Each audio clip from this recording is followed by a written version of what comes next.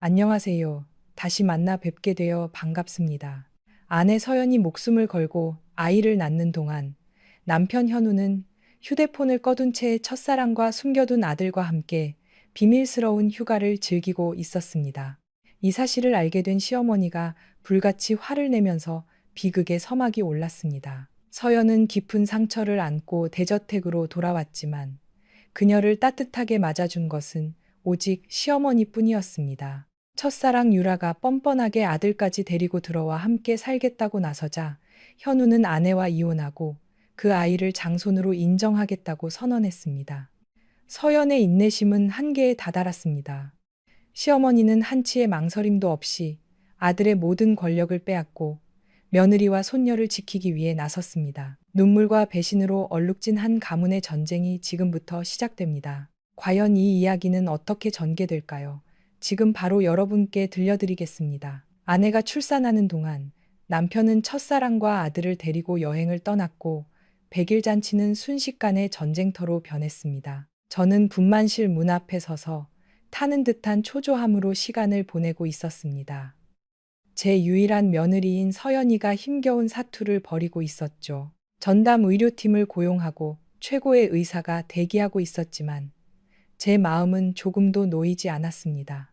10달 동안의 고통을 견뎌낸 서연이가 이제는 차가운 수술대 위에 홀로 누워 있었습니다. 정작 곁에 있어야 할 내 아들 현우는 그림자도 보이지 않았고 전화기는 꺼져 있다는 차가운 안내 음성만 반복될 뿐이었습니다. 천장의 형광등 불빛이 마치 제 눈을 찌르는 듯 따갑게 느껴졌습니다. 그때 간호사가 문을 열고 서연이가 건강한 딸을 순산했다고 알려주었습니다. 저는 정신을 가다듬고 서둘러 안으로 들어갔습니다. 침대 위에 창백하게 누워있는 서연이의 얼굴이 보였습니다. 아이는 저를 보자마자 제 손을 살며시 잡으며 희미하게 속삭였습니다. 어머니 걱정 끼쳐드려서 죄송해요. 저는 핏기 없는 아이의 얼굴을 보며 목이 메어왔습니다. 그 작고 부드러운 손길에 눈물이 왈칵 쏟아질 것 같았습니다. 저는 서연이의 이마에 손을 얹고 애써 차분하게 말했습니다. 바보 같은 소리 말아라. 네가 뭘 잘못했니? 너와 아이 둘 다 무사하면 된 거야.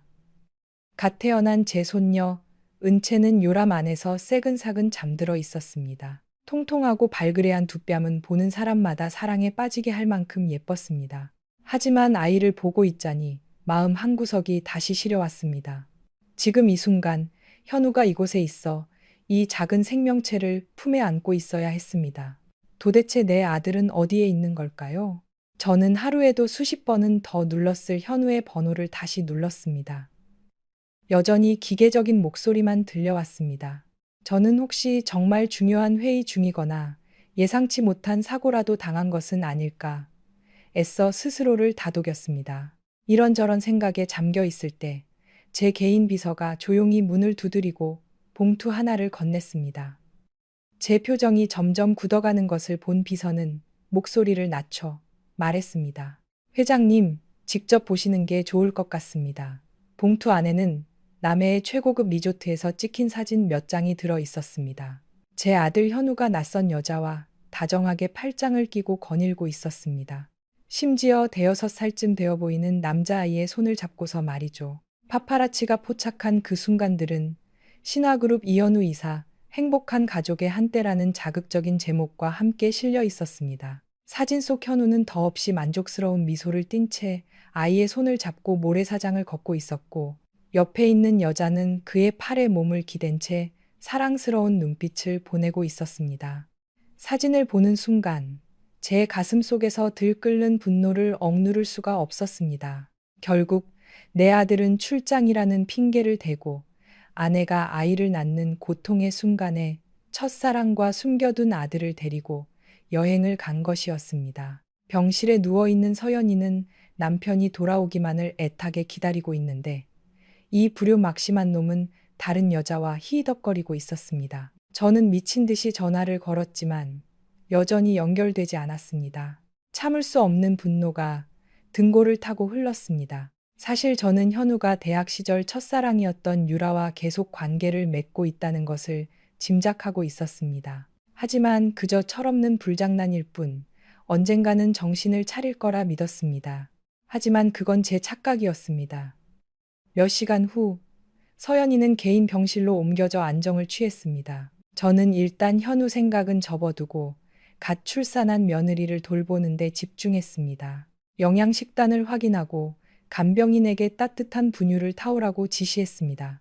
서연이는 조용히 아이를 품에 안고 있었습니다. 그 침묵 어린 눈빛 속에는 깊은 슬픔이 감춰져 있었습니다. 분명 현우가 유라와 여행을 갔다는 소식을 어렴풋이 들었을 겁니다. 이런 상황에서 제가 할 수 있는 일은 서연이의 손을 꼭 잡아주며 제가 언제나 내 편이라는 것을 느끼게 해주는 것뿐이었습니다. 다음 날 서연이는 조금 기운을 차리고 몸을 일으켜 앉을 수 있었습니다. 저는 기자들이 병실로 들이닥치지 못하도록 문 앞에 경호원을 세웠습니다. 며느리는 새근새근 잠든 딸을 멍하니 바라보다가 조심스럽게 제게 물었습니다. 어머니, 현우 씨는 언제 와요? 저는 깊은 한숨을 내쉬며 뭐라고 대답해야 할지 막막했습니다. 거짓말을 할까요?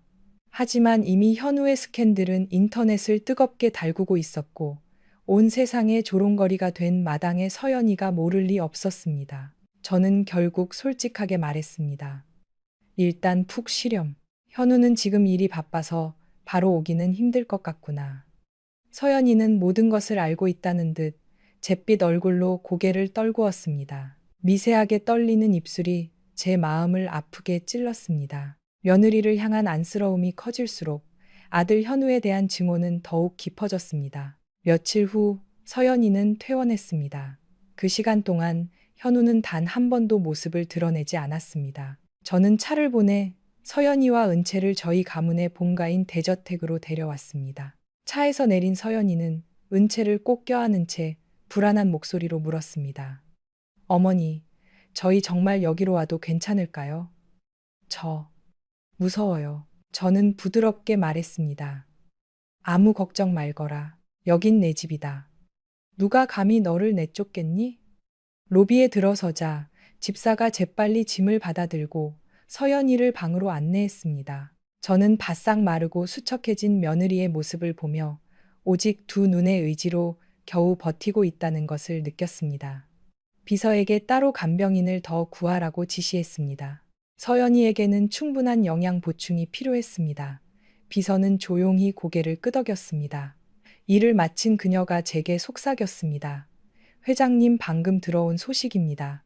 이현우 이사님께서 공항에서 기자들에게 둘러싸였다고 합니다.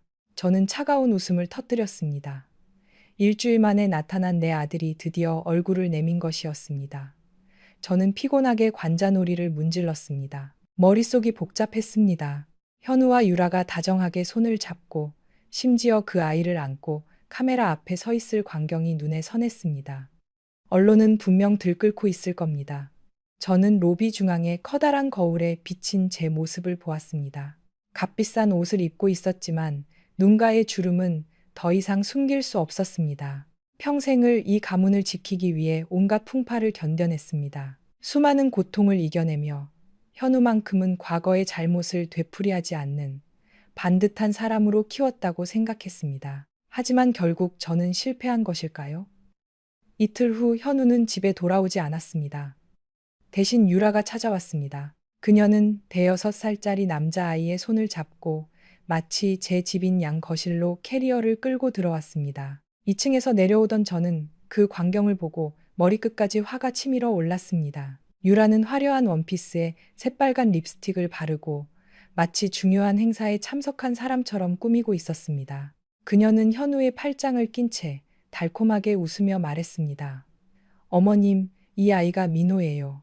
저희 아이 예쁘게 봐주세요. 저는 아이를 훑어보았습니다. 현우를 닮은 구석이 있었지만 제 마음은 강철처럼 차가웠습니다. 어떤 따스함도 느껴지지 않았습니다. 제가 입을 열기도 전에 서연이가 계단에서 천천히 내려왔습니다. 며느리는 낯선 사람들의 소리에 은채가 깨지 않도록 조심하며 아이를 안고 있었습니다. 서연이의 얼굴은 창백했고 두 손은 미세하게 떨리고 있었습니다. 유라는 승리감에 도취된 미소를 지었습니다. 제가 미처 무언가 말하기도 전에 현우가 나타났습니다. 여전히 오만한 표정 그대로였습니다. 그는 마치 유라가 괴롭힘이라도 당할까봐 걱정된다는 듯 그녀의 어깨를 감싸 안았습니다. 현우는 서연이를 쏘아보며 조금의 존중도 없는 목소리로 말했습니다. 서연아, 나도 내 아들을 키워야지. 유라랑 민호, 이제부터 이 집에서 같이 살 거야. 어쨌든 내 친아들이니까. 서연이는 현우를 멍하니 바라보았습니다. 눈가가 붉어졌지만 아무 말도 하지 않았습니다. 저는 소파 팔걸이를 꽉 쥐고 차갑게 한마디 한마디 내뱉었습니다. 누구 마음대로 저 천박한 것들을 이 신하가에 들인 것이냐. 그리고 너, 현우, 제정신이냐. 현우는 턱을 치켜들고 움츠러든 서연이를 쳐다본 뒤 제게 당당하게 말했습니다. 어머니 민호는 제 핏줄입니다. 어머니께서 싫어하셔도 어쩔 수 없어요.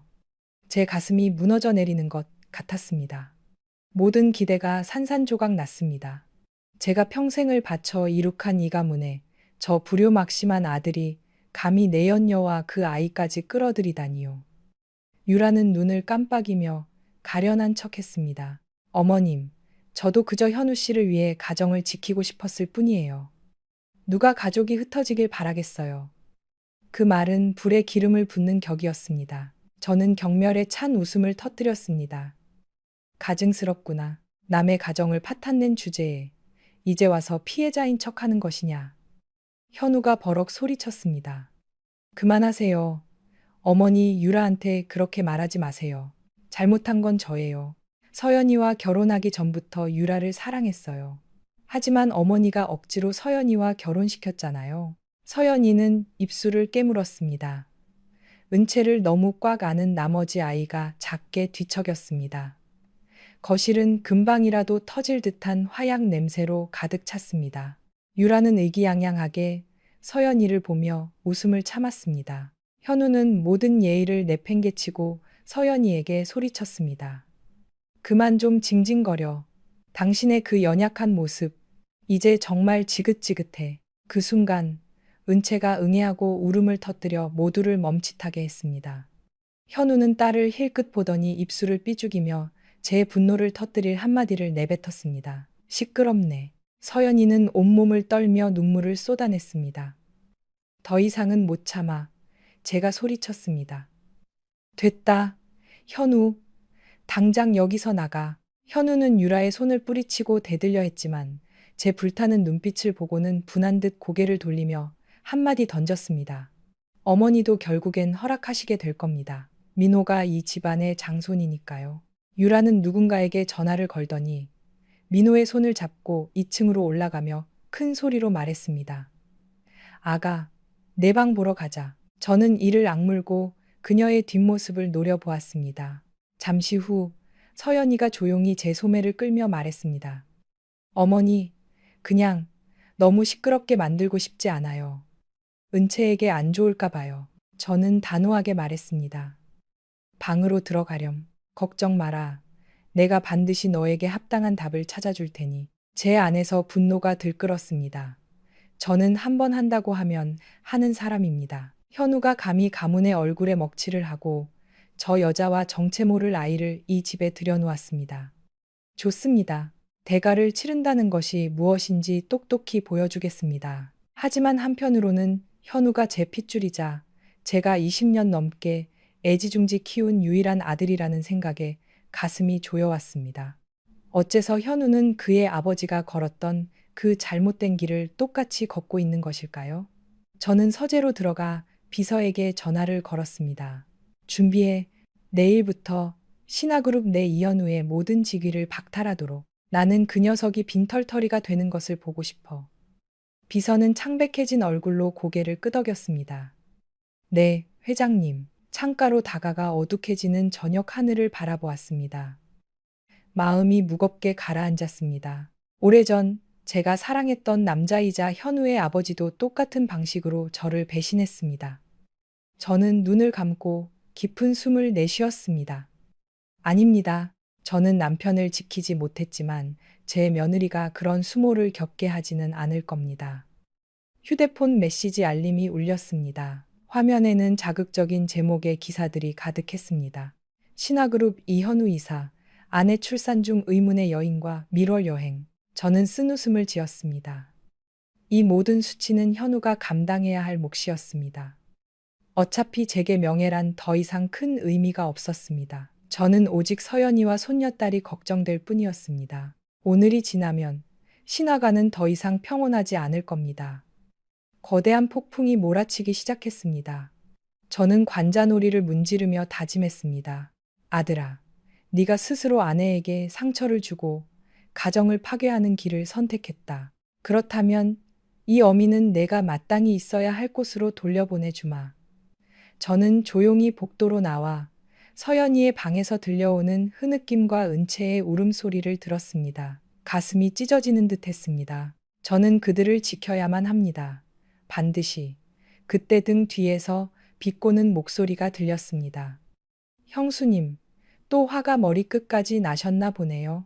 저는 휙 돌아보았습니다. 그곳에는 제 시동생, 민규가 팔짱을 낀 채 비웃음을 머금고 서 있었습니다. 집안의 골칫덩어리인 그는 오래전부터 누구에게도 존중을 보이지 않았습니다. 저는 눈을 가늘게 떴습니다. 얼마나 엿듣고 있었던 거지. 민규는 어깨를 으쓱하며 말했습니다. 그냥 지나가다 보니 시끄럽길래 잠시 멈췄을 뿐입니다. 제 조카 현우, 정말 다루기 힘든 망아지 같군요. 형수님은 이제 어쩌실 겁니까? 저는 조용히 하라는 손짓을 보였습니다. 더 이상 설명하고 싶지 않았습니다. 지친 목소리로 대답했습니다. 우리 집안일은 내가 알아서 처리해. 민규는 기름을 부었습니다. 알아서 잘 처리하셔서 신화그룹에 피해나 안 가게 하세요. 안 좋은 소문이라도 나면 주가가 떨어지고 제 수입도 줄어들 테니까요. 저는 입꼬리를 올리며 차갑게 말했습니다. 현우가 망하더라도 네가 그렇게 오만하게 굴처지는 아닐 텐데. 나는 서연이와 내 손녀를 위해서라면 모든 것을 걸 준비가 되어 있어. 민규는 비웃으며 박수를 쳤습니다. 이야, 또 한바탕 폭풍이 몰아치겠군요. 어디 한번 재밌게 지켜보겠습니다. 제 조카가 빈털터리가 되면 형수님 마음도 약해지시겠죠. 저는 불에 기름을 붓는 자와 더 이상 말을 섞고 싶지 않아 그를 쏘아보았습니다. 민규는 예나 지금이나 집안의 규율을 무시하는 사람이었습니다. 날카로운 몇 마디를 던지고는 사라졌고 저만 홀로 남아 한숨을 내쉬었습니다. 로비로 내려가니 유라가 제 아들을 품에 안고 어슬렁거리고 있었습니다. 그녀는 벽에 걸린 그림을 가리키며 마치 이것 봐. 나중에 네가 이곳의 주인이 될 거야 라고 말하는 듯 아이에게 무언가 설명하는 척하고 있었습니다. 저는 억지 미소를 지으며 아플 정도로 주먹을 꽉 쥐었습니다. 좋습니다. 감히 신하가에서 오만하게 구는 자들은 반드시 후회하게 만들어 주겠습니다. 분노가 들끓었지만 저는 침묵을 선택했습니다. 지금은 며느리와 손녀의 평안이 최우선이었기 때문입니다. 저는 유라가 환상 속에서 즐거워하도록 내버려 두었습니다. 그 아이도 잠시 모른 척했습니다. 어쨌든 아이는 죄가 없었습니다. 가장 큰 죄는 그의 부모에게 있었습니다. 그날 밤 저는 변호사에게 전화해 여러 가지 법적 절차를 지시했습니다. 다음 날 아침 신화그룹 내부 게시판에 공식 공지가 올라왔습니다. 금일부로 이현우 이사는 모든 직위에서 해제됨. 서명란에는 회장 김선이라는 제 이름이 적혀 있었습니다. 저는 서명을 마친 펜을 내려놓고 깊은 숨을 내쉬었습니다. 이로써 현우는 제가 막다른 길로 몰아넣은 셈이었습니다. 내연녀를 부양하고 숨겨둔 아들을 자랑하고 싶다고? 돈도 권력도 없을 때 유라가 과연 그의 곁에 남아있을지 한번 두고 봅시다. 저는 전화를 끊고 불을 껐습니다. 창밖으로 외로운 달빛이 커튼을 뚫고 들어와 텅 빈 풍경을 비추었습니다. 몇 년 만에 처음으로 저는 이토록 화가 나면서도 동시에 가슴이 아팠습니다. 하지만 서연이와 갓난아기인 손녀를 떠올리자 그 두 모녀를 지켜야겠다는 결심은 더욱 굳어졌습니다. 무슨 일이 있어도 저는 더 이상 단 한순간도 제 며느리가 억울한 일을 당하도록 내버려 두지 않을 겁니다. 저는 꽤 일찍 잠에서 깼습니다. 창밖을 보니 아침 햇살이 나뭇잎 사이로 스며들고 있었습니다. 평소 같으면 저는 이미 차에 앉아 신화그룹 본사로 향하고 있었을 겁니다. 하지만 오늘은 달랐습니다.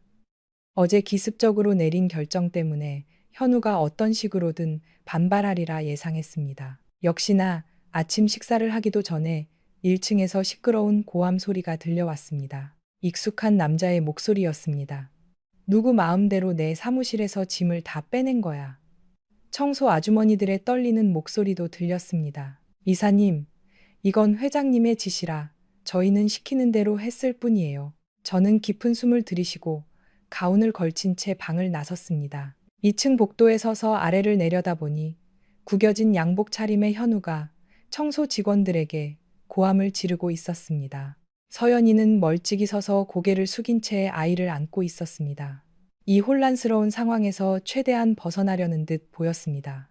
유라는 보이지 않았습니다.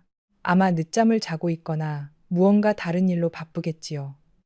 저는 위험 있게 계단을 내려가며 나지막이 말했습니다. 무슨 소란이냐? 현우는 저를 보자마자 원수라도 만난 듯 달려들었습니다. 눈이 붉게 충혈되어 있었습니다. 어머니, 정말 제 직위를 해제하신 겁니까? 저 사람들이 제 사무실에 와서 서류랑 컴퓨터를 다 치우고 제 비서까지 쫓아냈어요. 저는 현우의 팔을 뿌리치며 차갑게 말했습니다. 그래, 내가 그랬다. 내가 경고했을 텐데. 누구 마음대로 내 연녀를 이 집에 들였지? 누구 마음대로 회사 돈을 그런 추잡한 여행에 낭비했느냐? 그러니 어제부로 너는 더 이상 신화그룹에 있을 자격이 없다. 현우는 할 말을 잃은 듯 입만 뻐끔거렸습니다. 마침내 그는 목에 핏대를 세우며 소리쳤습니다. 저는 어머니의 친아들이잖아요. 어떻게 저를 원수처럼 대하실 수 있어요? 세상 사람들이 욕할까봐 두렵지도 않으세요? 저는 어깨를 으쓱했습니다. 세상 사람들, 네가 유라와 그 아이를 데리고 다니며 이 집안에 먹칠한 것보다 더 나쁠 건 없다. 나는 더 이상 잃을 것도 없어. 현우는 서연이 쪽으로 고개를 돌렸습니다. 며느리가 시선을 피하자 그는 코웃음을 쳤습니다. 당신이 또 시어머니한테 가서 내 험담을 했겠지. 서연이는 고개를 숙인 채 아이를 안고 아무 대꾸도 하지 않았습니다. 그 태도를 본 현우는 비웃으며 말했습니다. 좋아, 잘났네. 두고 보라고. 내 아들이 언젠가 신화가를 이을 테니 당신이랑 그 계집애는 아무것도 아니게 될 거야. 짝! 하는 소리가 울려 퍼졌습니다. 저는 망설임 없이 현우의 뺨을 때렸습니다. 내 딸을 보고 아무것도 아니라고? 네가 정말 제정신이 아니구나. 현우는 뺨을 감싸 쥐고 눈을 부릅떴습니다. 어머니, 저는 손을 들어 막았습니다. 닥치거라. 당장 나가. 더 이상 내 놈의 목소리는 듣고 싶지도 않다. 현우는 분에 못 이겨 씩씩거리며 돌아서 나갔습니다. 대문을 나서기 직전 그는 다시 돌아서서 저를 향해 손가락질했습니다. 어머니가 제 돈줄을 다 끊으셨죠. 두고 보세요. 언젠가 어머니가 저한테 다시 돌아와 달라고 빌게 될 겁니다. 그때 가서 저를 원망하지 마세요. 저는 지쳤다는 듯 손을 내저으며 경비원에게 조용히 문을 열라고 지시했습니다. 분노에 차 떠나는 현우의 뒷모습을 보며 제 마음은 그저 무겁게 가라앉을 뿐이었습니다. 그가 완전히 사라지고 나서야 저는 서연이에게 다가가 부드럽게 말했습니다. 무서워하지 말거라. 엄마가 있지 않니? 서연이는 고개를 숙이며 작게 대답했습니다. 어머니께 감사해요. 하지만 마음이 너무 아파요. 저는 현우 씨를 사랑하고 믿었는데 이렇게 될 줄은 몰랐어요. 저는 서연이의 머리를 부드럽게 쓰다듬었습니다. 어떤 상처든 아물려면 시간이 필요한 법이란다. 너는 푹 쉬렴. 회사 일은 내가 알아서 할 테니. 서연이는 고개를 끄덕이고 방으로 돌아갔습니다. 저는 며느리의 뒷모습을 보며 마음속 깊은 곳에서부터 걱정이 밀려왔습니다. 억울함 때문에 며느리가 산후우울증이라도 겪게 될까봐, 그리고 아들이 더 끔찍한 짓을 저지를까봐 두려웠습니다. 그날 밤, 집사가 제게 현우가 유라와 민호라는 아이를 데리고 기자들이 많이 모이는 로얄 호텔 로비에 공개적으로 나타났다고 보고했습니다. 그들은 끊임없이 사진을 찍히며 현우에게는 법적인 아내가 있음에도 불구하고 유라와 아이와 함께 행사에 참석했다고 기사를 내보냈습니다. 저는 그 소식을 읽으며 씁쓸한 웃음을 터뜨렸습니다. 현우는 명백히 저를 화나게 하고 도전하는 것이었습니다.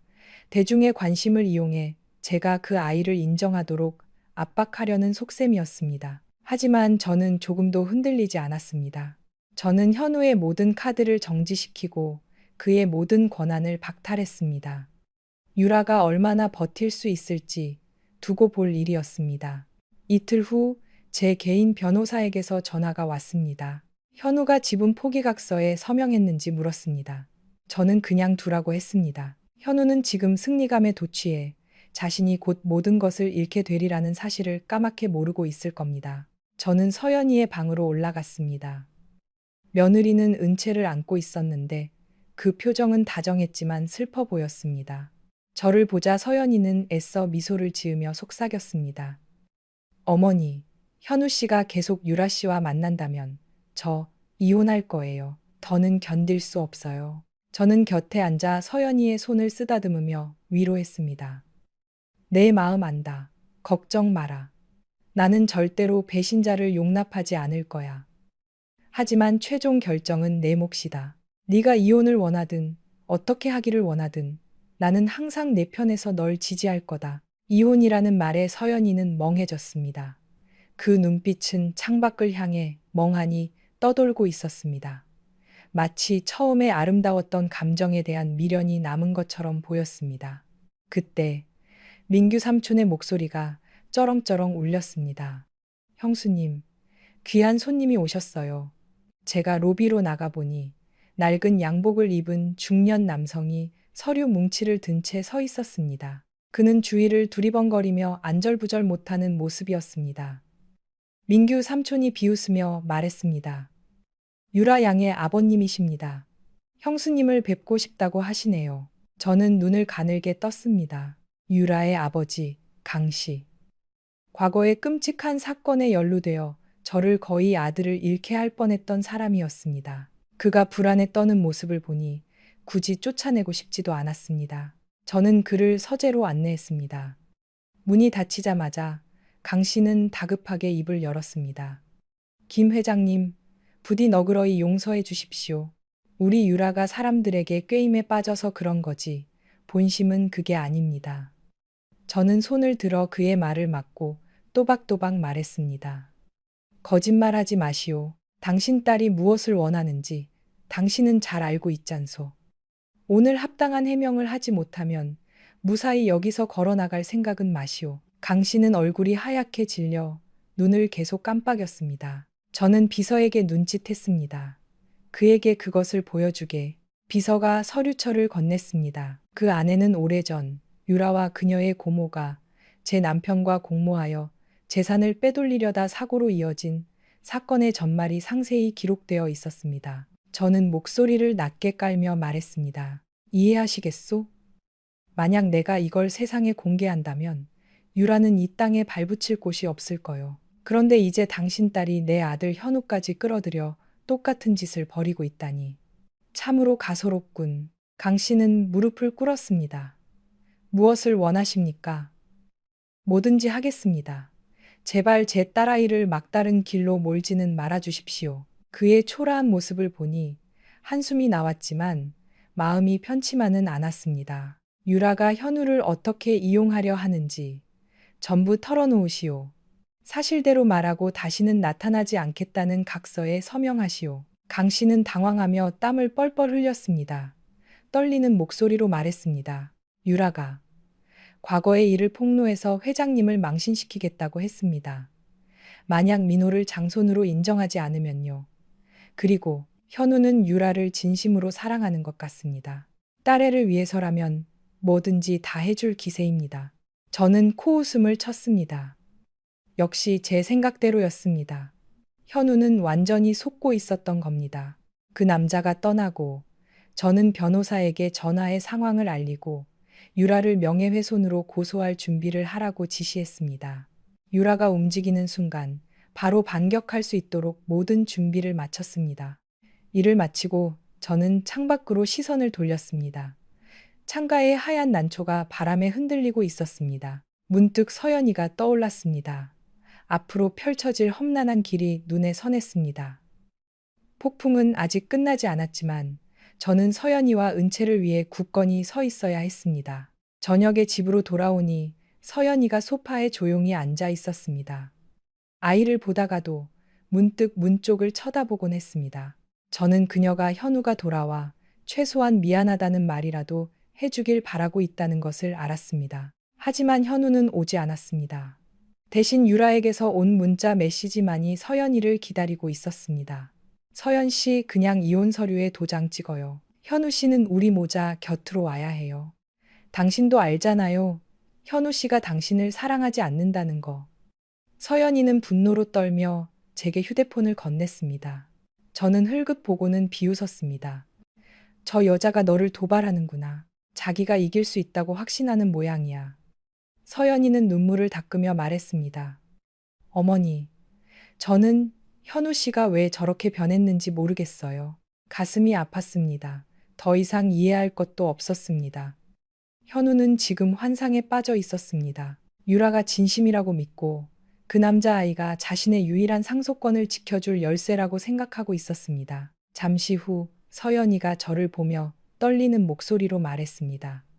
어머니, 현우 씨가 돌아오지 않으면 제가 먼저 이혼 소송을 제기할 거예요. 더 이상 붙잡고 싶지 않아요. 저는 서연이의 손을 잡고 단호하게 대답했습니다.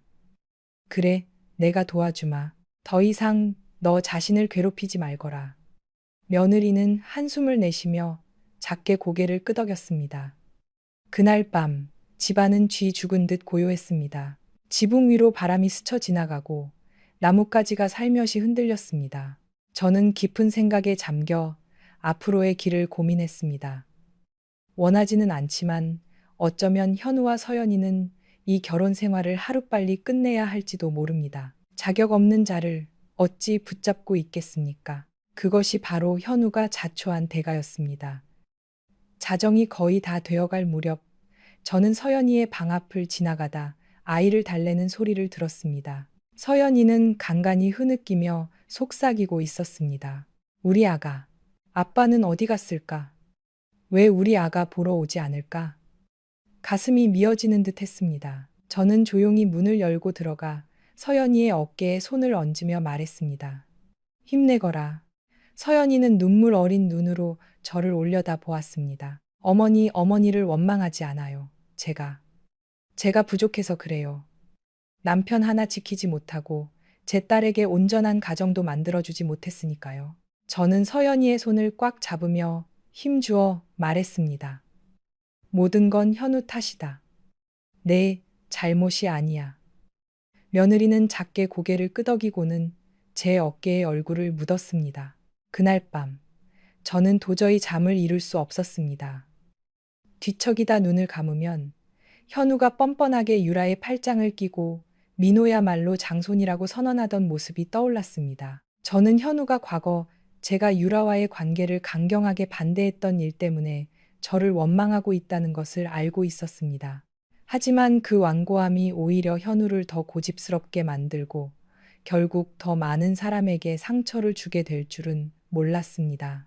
이른 아침, 저는 몇 가지 서류를 훑어보고 비서에게 급히 전달한 뒤 차에 올라탔습니다. 오늘 저는 직접 회사에 가서 이사회의 인사 변동에 대해 지시할 예정이었습니다. 총괄 이사 자리에서 현우의 이름은 지워지고 당분간은 제가 그 자리를 겸임할 것이었습니다.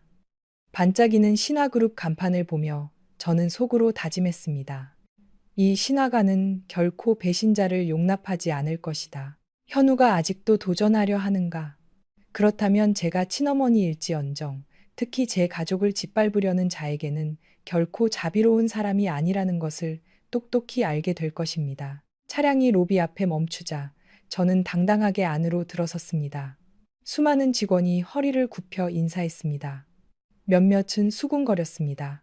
회장 아들이 쫓겨났다는 소문이 회사 내부에 영향을 미칠까 두려워하는 눈치였습니다. 저는 손을 저어 신화그룹은 누구 한 사람 때문에 흔들리지 않을 것이라고 단언했습니다. 모두가 입을 다물고 고개를 숙였습니다. 저는 회장실로 들어가 회의를 시작했습니다. 고위 임원들이 긴장한 얼굴로 저를 기다리고 있었습니다. 저는 단호한 목소리로 결정을 내렸습니다. 현우의 사무실을 폐쇄하고 경영진을 재편하며 이전에 고문 계약을 맺었던 서연이에게 새로운 프로젝트를 맡기라고 지시했습니다. 몇몇이 망설이는 기색을 보이자 저는 책상을 내리쳤습니다. 내 말이 안 들립니까? 서연이는 제 공식적인 며느리입니다. 신화그룹에서 일을 배우고 싶어 하는데 제가 당연히 가르쳐야 하지 않겠습니까? 아무도 감히 반대하지 못했습니다. 시계가 오전 11시를 가리킬 때쯤 회의가 끝났습니다. 저는 의자에 몸을 기대고 관자놀이를 문질렀습니다. 피곤했지만 마음은 한결 가벼워졌습니다.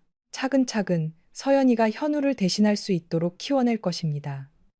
아직 어린 손녀를 생각하니 쓴웃음이 절로 나왔습니다. 아들은 부적절한 사랑에 빠져 허우적대고 손녀는 태어나자마자 가정이 깨지는 아픔을 겪게 되었습니다.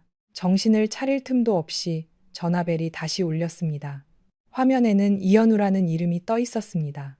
저는 전화를 받았습니다. 수화기 너머로 즉시 차가운 목소리가 들려왔습니다. 어머니, 이렇게까지 하시는 건 절 막다른 길로 몰아가시겠다는 거잖아요. 제가 어머니의 유일한 핏줄이라는 걸 잊으셨어요? 저는 비웃었습니다. 잊은 건 바로 너다. 나는 불효자식을 아들로 둔 적 없어. 현우가 소리쳤습니다. 두고 보세요. 어머니는 반드시 후회하게 될 겁니다. 그리고는 전화를 끊어버렸습니다.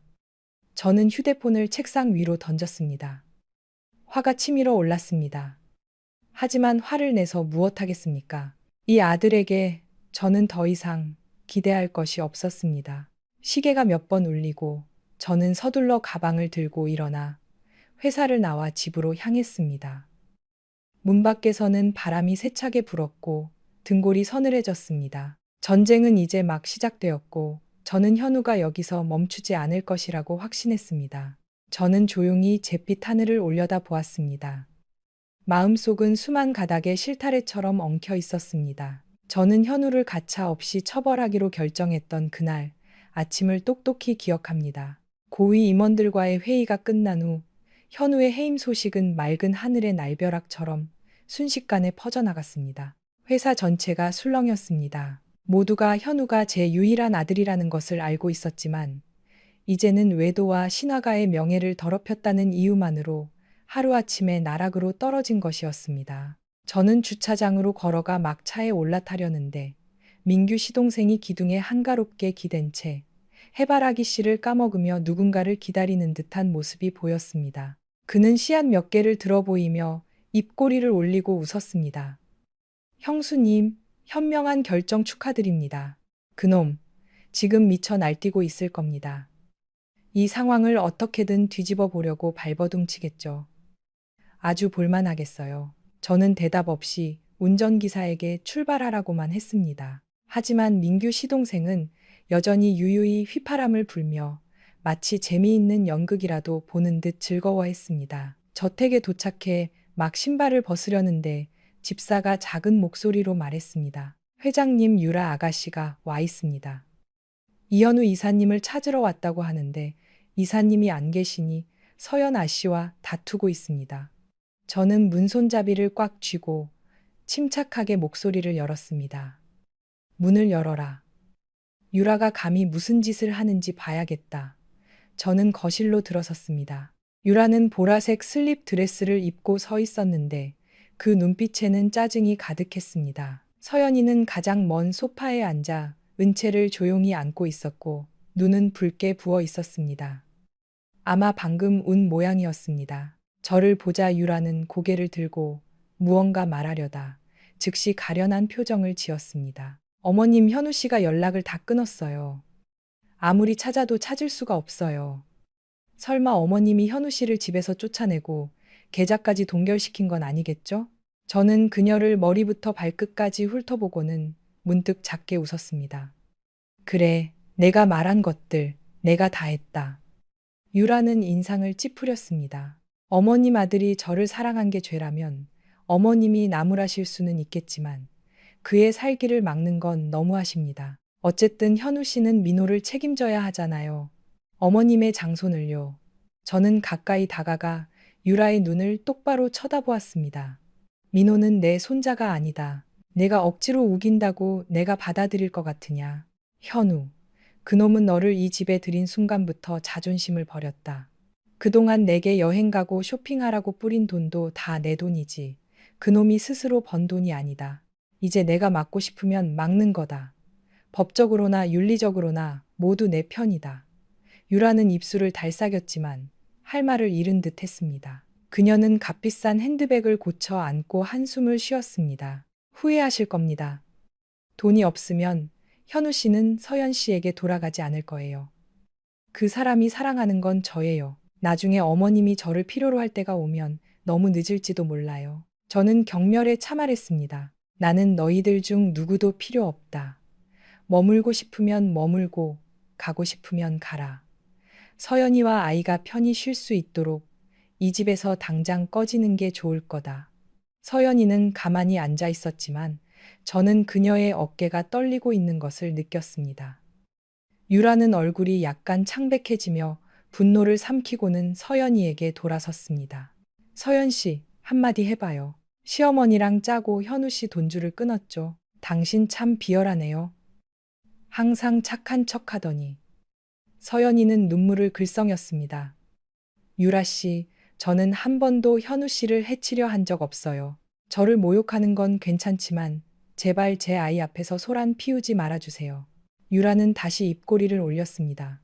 아, 이 아이 말인가요? 하루 종일 울기만 하고 시끄럽기 짝이 없네. 서연이는 은채를 꽉 껴안았고 눈에는 눈물이 그렁그렁했습니다. 저는 얼굴을 굳혔습니다. 여기는 네가 함부로 말할 곳이 아니다. 당장 나가. 그녀가 대답하기도 전에 제 비서가 밖에서 들어와 말했습니다.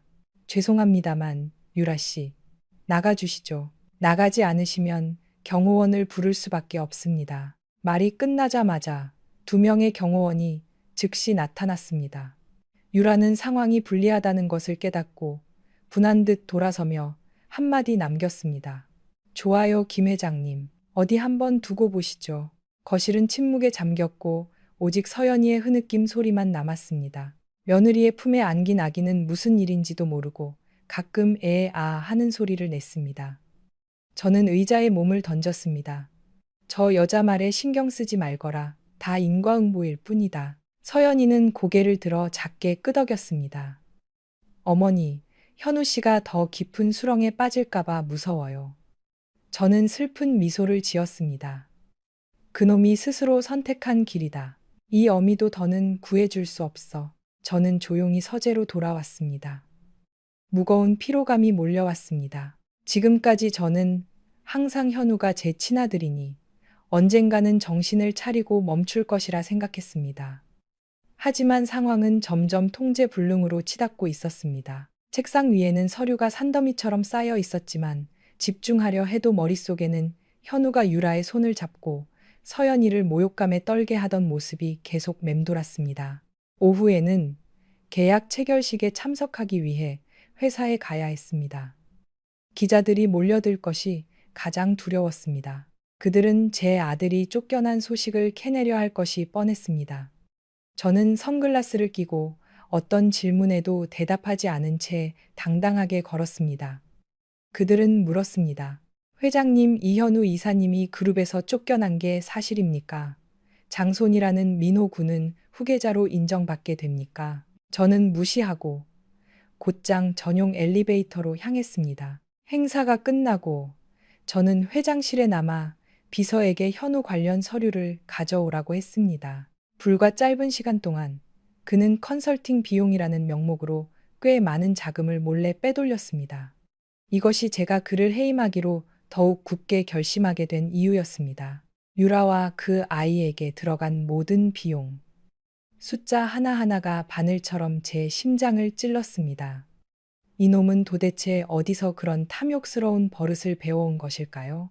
민규 시동생이 들러 커피를 손에 들고 여유롭게 한 모금 마셨습니다.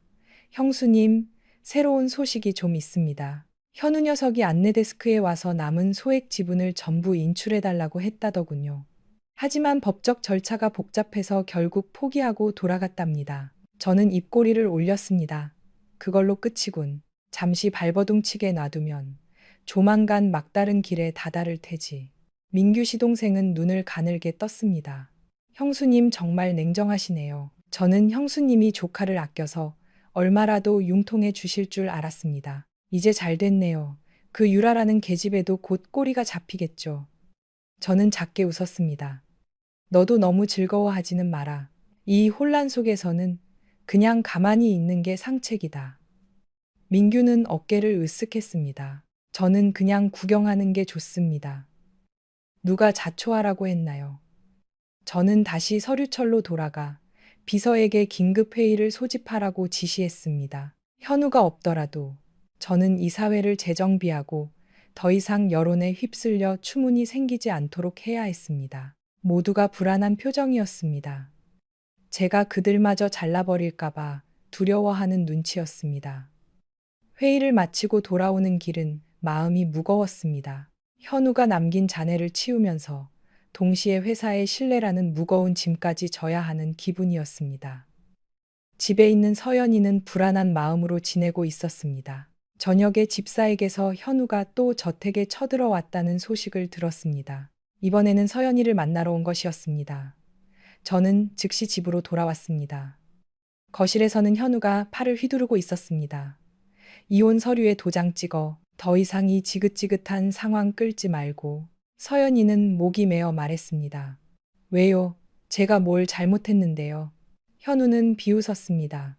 잘못했든 안 했든 더 이상 중요하지 않아. 나는 이 결혼을 끝내고 유라를 정식으로 맞이하고 싶어. 제가 막 들어서자마자 그 말을 듣고 참을 수가 없었습니다. 내 놈은 이제 염치도 없느냐. 현우는 돌아보았고 그 얼굴은 더욱 굳어졌습니다. 어머니가 저한테 단 한 푼도 주지 않으셔서 제가 지금 유라한테 얹혀 살면서 온갖 수모를 겪고 있어요. 차라리 사랑하는 사람과 자유롭게 살게 해주세요. 저는 코웃음을 쳤습니다. 자유? 좋아. 내일 변호사 사무실로 가서 모든 절차를 마무리해라. 그 후에 네가 누구를 새 며느리로 들이든 상관없다. 하지만 신화가의 재산은 배신자의 손에 들어가지 않을 것이다. 현우는 책상을 내리쳤습니다. 어머니, 절 억압하려 하지 마세요. 그리고는 돌아서 나가며 저주를 퍼붓는 것을 잊지 않았습니다. 어머니는 반드시 후회하게 될 날이 올 겁니다. 서연이가 흐느끼는 것을 보며 저는 한숨을 쉬었습니다. 아마 이혼할 날도 머지 않았을 겁니다. 현우가 모든 것을 너무 심하게 짓밟았기 때문입니다. 며느리는 은채를 안고 소리 없이 울었고 그 작은 울음소리는 제 심장을 파고들었습니다. 저는 서연이의 손을 꽉 쥐고 힘주어 말했습니다. 모든 건 현우 탓이다. 네, 잘못이 아니야. 며느리는 작게 고개를 끄덕이고는 제 어깨에 얼굴을 묻었습니다. 그날 밤, 저는 도저히 잠을 이룰 수 없었습니다. 뒤척이다 눈을 감으면 현우가 뻔뻔하게 유라의 팔짱을 끼고 민호야말로 장손이라고 선언하던 모습이 떠올랐습니다. 저는 현우가 과거 제가 유라와의 관계를 강경하게 반대했던 일 때문에 저를 원망하고 있다는 것을 알고 있었습니다. 하지만 그 완고함이 오히려 현우를 더 고집스럽게 만들고 결국 더 많은 사람에게 상처를 주게 될 줄은 몰랐습니다. 이른 아침, 저는 몇 가지 서류를 훑어보고 비서에게 급히 전달한 뒤 차에 올라탔습니다. 오늘 저는 직접 회사에 가서 이사회의 인사 변동에 대해 지시할 예정이었습니다. 총괄 이사 자리에서 현우의 이름은 지워지고 당분간은 제가 그 자리를 겸임할 것이었습니다. 반짝이는 신화그룹 간판을 보며 저는 속으로 다짐했습니다. 이 신화가는 결코 배신자를 용납하지 않을 것이다. 현우가 아직도 도전하려 하는가? 그렇다면 제가 친어머니일지언정, 특히 제 가족을 짓밟으려는 자에게는 결코 자비로운 사람이 아니라는 것을 똑똑히 알게 될 것입니다. 차량이 로비 앞에 멈추자 저는 당당하게 안으로 들어섰습니다. 수많은 직원이 허리를 굽혀 인사했습니다. 몇몇은 수군거렸습니다. 회장 아들이 쫓겨났다는 소문이 회사 내부에 영향을 미칠까 두려워하는 눈치였습니다. 저는 손을 저어 신화그룹은 누구 한 사람 때문에 흔들리지 않을 것이라고 단언했습니다. 모두가 입을 다물고 고개를 숙였습니다. 저는 회장실로 들어가 회의를 시작했습니다. 고위 임원들이 긴장한 얼굴로 저를 기다리고 있었습니다. 저는 단호한 목소리로 결정을 내렸습니다. 현우의 사무실을 폐쇄하고 경영진을 재편하며 이전에 고문 계약을 맺었던 서연이에게 새로운 프로젝트를 맡기라고 지시했습니다. 몇몇이 망설이는 기색을 보이자 저는 책상을 내리쳤습니다. 내 말이 안 들립니까? 서연이는 제 공식적인 며느리입니다. 신화그룹에서 일을 배우고 싶어 하는데 제가 당연히 가르쳐야 하지 않겠습니까? 아무도 감히 반대하지 못했습니다. 시계가 오전 11시를 가리킬 때쯤 회의가 끝났습니다. 저는 의자에 몸을 기대고 관자놀이를 문질렀습니다. 피곤했지만 마음은 한결 가벼워졌습니다. 차근차근 서연이가 현우를 대신할 수 있도록 키워낼 것입니다. 아직 어린 손녀를 생각하니 쓴웃음이 절로 나왔습니다. 아들은 부적절한 사랑에 빠져 허우적대고 손녀는 태어나자마자 가정이 깨지는 아픔을 겪게 되었습니다. 정신을 차릴 틈도 없이 전화벨이 다시 울렸습니다. 화면에는 이현우라는 이름이 떠 있었습니다. 저는 전화를 받았습니다. 수화기 너머로 즉시 차가운 목소리가 들려왔습니다. 어머니, 이렇게까지 하시는 건 절 막다른 길로 몰아가시겠다는 거잖아요. 제가 어머니의 유일한 핏줄이라는 걸 잊으셨어요? 저는 비웃었습니다. 잊은 건 바로 너다. 나는 불효자식을 아들로 둔 적 없어. 현우가 소리쳤습니다. 두고 보세요. 어머니는 반드시 후회하게 될 겁니다. 그리고는 전화를 끊어버렸습니다. 저는 휴대폰을 책상 위로 던졌습니다. 화가 치밀어 올랐습니다. 하지만 화를 내서 무엇하겠습니까? 이 아들에게 저는 더 이상 기대할 것이 없었습니다. 시계가 몇 번 울리고 저는 서둘러 가방을 들고 일어나 회사를 나와 집으로 향했습니다. 문 밖에서는 바람이 세차게 불었고 등골이 서늘해졌습니다. 전쟁은 이제 막 시작되었고 저는 현우가 여기서 멈추지 않을 것이라고 확신했습니다. 저는 조용히 잿빛 하늘을 올려다 보았습니다. 마음속은 수만 가닥의 실타래처럼 엉켜 있었습니다. 저는 현우를 가차없이 처벌하기로 결정했던 그날 아침을 똑똑히 기억합니다. 고위 임원들과의 회의가 끝난 후 현우의 해임 소식은 맑은 하늘의 날벼락처럼 순식간에 퍼져나갔습니다. 회사 전체가 술렁였습니다. 모두가 현우가 제 유일한 아들이라는 것을 알고 있었지만 이제는 외도와 신하가의 명예를 더럽혔다는 이유만으로 하루아침에 나락으로 떨어진 것이었습니다. 저는 주차장으로 걸어가 막 차에 올라타려는데 민규 시동생이 기둥에 한가롭게 기댄 채 해바라기 씨를 까먹으며 누군가를 기다리는 듯한 모습이 보였습니다. 그는 씨앗 몇 개를 들어 보이며 입꼬리를 올리고 웃었습니다. 형수님, 현명한 결정 축하드립니다. 그놈 지금 미쳐 날뛰고 있을 겁니다. 이 상황을 어떻게든 뒤집어 보려고 발버둥치겠죠. 아주 볼만하겠어요. 저는 대답 없이 운전기사에게 출발하라고만 했습니다. 하지만 민규 시동생은 여전히 유유히 휘파람을 불며 마치 재미있는 연극이라도 보는 듯 즐거워했습니다. 저택에 도착해 막 신발을 벗으려는데 집사가 작은 목소리로 말했습니다. 회장님 유라 아가씨가 와 있습니다.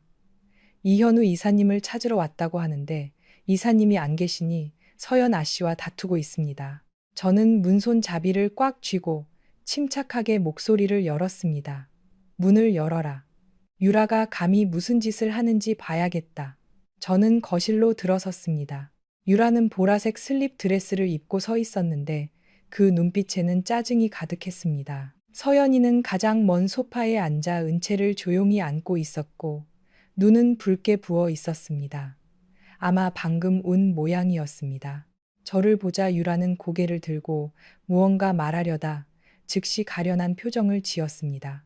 어머님, 현우 씨가 연락을 다 끊었어요. 아무리 찾아도 찾을 수가 없어요. 설마 어머님이 현우 씨를 집에서 쫓아내고 계좌까지 동결시킨 건 아니겠죠? 저는 그녀를 머리부터 발끝까지 훑어보고는 문득 작게 웃었습니다. 그래, 네가 말한 것들 내가 다 했다. 유라는 인상을 찌푸렸습니다. 어머님 아들이 저를 사랑한 게 죄라면 어머님이 나무라실 수는 있겠지만 그의 살 길을 막는 건 너무하십니다. 어쨌든 현우 씨는 민호를 책임져야 하잖아요. 어머님의 장손을요. 저는 가까이 다가가 유라의 눈을 똑바로 쳐다보았습니다. 민호는 내 손자가 아니다. 내가 억지로 우긴다고 내가 받아들일 것 같으냐. 현우, 그놈은 너를 이 집에 들인 순간부터 자존심을 버렸다. 그동안 내게 여행 가고 쇼핑하라고 뿌린 돈도 다 내 돈이지. 그놈이 스스로 번 돈이 아니다. 이제 내가 막고 싶으면 막는 거다. 법적으로나 윤리적으로나 모두 내 편이다. 유라는 입술을 달싹였지만 할 말을 잃은 듯 했습니다. 그녀는 값비싼 핸드백을 고쳐 안고 한숨을 쉬었습니다. 후회하실 겁니다. 돈이 없으면 현우 씨는 서연 씨에게 돌아가지 않을 거예요. 그 사람이 사랑하는 건 저예요. 나중에 어머님이 저를 필요로 할 때가 오면 너무 늦을지도 몰라요. 저는 경멸에 참말했습니다. 나는 너희들 중 누구도 필요 없다. 머물고 싶으면 머물고 가고 싶으면 가라. 서연이와 아이가 편히 쉴 수 있도록 이 집에서 당장 꺼지는 게 좋을 거다. 서연이는 가만히 앉아 있었지만 저는 그녀의 어깨가 떨리고 있는 것을 느꼈습니다. 유라는 얼굴이 약간 창백해지며 분노를 삼키고는 서연이에게 돌아섰습니다. 서연 씨, 한마디 해봐요. 시어머니랑 짜고 현우 씨 돈줄을 끊었죠? 당신 참 비열하네요. 항상 착한 척 하더니 서연이는 눈물을 글썽였습니다. 유라 씨, 저는 한 번도 현우 씨를 해치려 한 적 없어요. 저를 모욕하는 건 괜찮지만 제발 제 아이 앞에서 소란 피우지 말아주세요.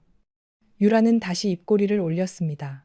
아, 이 아이 말인가요? 하루 종일 울기만 하고 시끄럽기 짝이 없네. 서연이는 은채를 꽉 껴안았고 눈에는 눈물이 그렁그렁했습니다. 저는 얼굴을 굳혔습니다. 여기는 네가 함부로 말할 곳이 아니다. 당장 나가. 그녀가 대답하기도 전에 제 비서가 밖에서 들어와 말했습니다. 죄송합니다만 유라 씨, 나가주시죠. 나가지 않으시면 경호원을 부를 수밖에 없습니다. 말이 끝나자마자 두 명의 경호원이 즉시 나타났습니다. 유라는 상황이 불리하다는 것을 깨닫고 분한 듯 돌아서며 한마디 남겼습니다. 좋아요, 김 회장님, 어디 한번 두고 보시죠. 거실은 침묵에 잠겼고 오직 서연이의 흐느낌 소리만 남았습니다. 며느리의 품에 안긴 아기는 무슨 일인지도 모르고 가끔 에, 아 하는 소리를 냈습니다. 저는 의자에 몸을 던졌습니다. 저 여자 말에 신경 쓰지 말거라. 다 인과응보일 뿐이다. 서연이는 고개를 들어 작게 끄덕였습니다. 어머니, 현우 씨가 더 깊은 수렁에 빠질까봐 무서워요. 저는 슬픈 미소를 지었습니다. 그놈이 스스로 선택한 길이다. 이 어미도 더는 구해줄 수 없어. 저는 조용히 서재로 돌아왔습니다. 무거운 피로감이 몰려왔습니다. 지금까지 저는 항상 현우가 제 친아들이니 언젠가는 정신을 차리고 멈출 것이라 생각했습니다. 하지만 상황은 점점 통제불능으로 치닫고 있었습니다. 책상 위에는 서류가 산더미처럼 쌓여 있었지만 집중하려 해도 머릿속에는 현우가 유라의 손을 잡고 서연이를 모욕감에 떨게 하던 모습이 계속 맴돌았습니다. 오후에는 계약 체결식에 참석하기 위해 회사에 가야 했습니다. 기자들이 몰려들 것이 가장 두려웠습니다. 그들은 제 아들이 쫓겨난 소식을 캐내려 할 것이 뻔했습니다. 저는 선글라스를 끼고 어떤 질문에도 대답하지 않은 채 당당하게 걸었습니다. 그들은 물었습니다. 회장님, 이현우 이사님이 그룹에서 쫓겨난 게 사실입니까? 장손이라는 민호군은 후계자로 인정받게 됩니까? 저는 무시하고 곧장 전용 엘리베이터로 향했습니다. 행사가 끝나고 저는 회장실에 남아 비서에게 현우 관련 서류를 가져오라고 했습니다. 불과 짧은 시간 동안 그는 컨설팅 비용이라는 명목으로 꽤 많은 자금을 몰래 빼돌렸습니다. 이것이 제가 그를 해임하기로 더욱 굳게 결심하게 된 이유였습니다. 유라와 그 아이에게 들어간 모든 비용, 숫자 하나하나가 바늘처럼 제 심장을 찔렀습니다. 이놈은 도대체 어디서 그런 탐욕스러운 버릇을 배워온 것일까요? 민규 시동생이 들러 커피를 손에 들고 여유롭게 한 모금 마셨습니다. 형수님, 새로운 소식이 좀 있습니다. 현우 녀석이 안내 데스크에 와서 남은 소액 지분을 전부 인출해달라고 했다더군요. 하지만 법적 절차가 복잡해서 결국 포기하고 돌아갔답니다. 저는 입꼬리를 올렸습니다. 그걸로 끝이군. 잠시 발버둥 치게 놔두면 조만간 막다른 길에 다다를 테지. 민규 시동생은 눈을 가늘게 떴습니다. 형수님, 정말 냉정하시네요. 저는 형수님이 조카를 아껴서 얼마라도 융통해 주실 줄 알았습니다. 이제 잘 됐네요. 그 유라라는 계집애도 곧 꼬리가 잡히겠죠.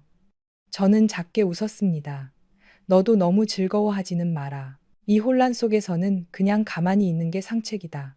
민규는 어깨를 으쓱했습니다. 저는 그냥 구경하는 게 좋습니다.